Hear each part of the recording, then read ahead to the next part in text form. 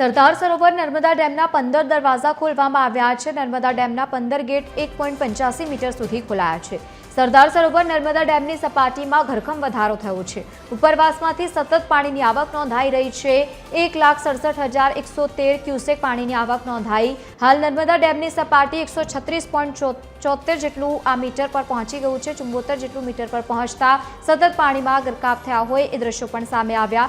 24 કલાકમાં 24 સેમીનો આ વધારો નોંધાયો છે। નર્મદા ડેમના 15 ગેટમાંથી નર્મદા નદીમાં 2,45,000 ક્યુસેક પાણી છોડવામાં આવ્યું છે। ડેમની મહત્તમ સપાટી 138.68 મીટર પર પહોંચી છે।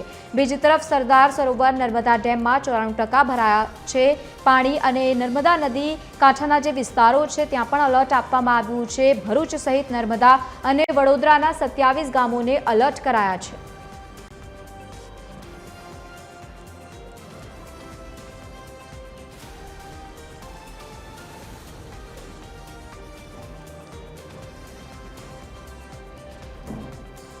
તો હાલ નર્મદા ડેમની સપાટી 136.74 મીટર પર પહોંચી છે। સતત વરસાદના કારણે પાણીની આવકમાં પણ વધારો થયો છે। 24 કલાકમાં 24 સેમીનો આ વધારો કરવામાં આવ્યો છે કારણ કે સતત જે ડેમમાં પાણી નાખવામાં આવી રહ્યું છે। બીજી તરફ ડેમ હવે 94% ભરાઈ ગયો છે।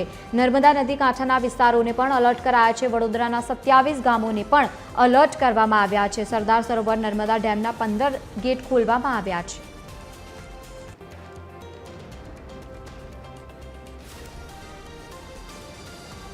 તો સરદાર સરોવર નર્મદા ડેમની સપાટીમાં સતત વધારો થયો છે। ઉપરવાસમાંથી 1,67,113 ક્યુસેક પાણીની આવક નોંધાઈ છે। બીજી તરફ હાલ નર્મદા ડેમની સપાટી 136.74 મીટર પર પહોંચી ગઈ છે અને બીજી તરફ દરવાજા પણ ખોલવામાં આવ્યા છે।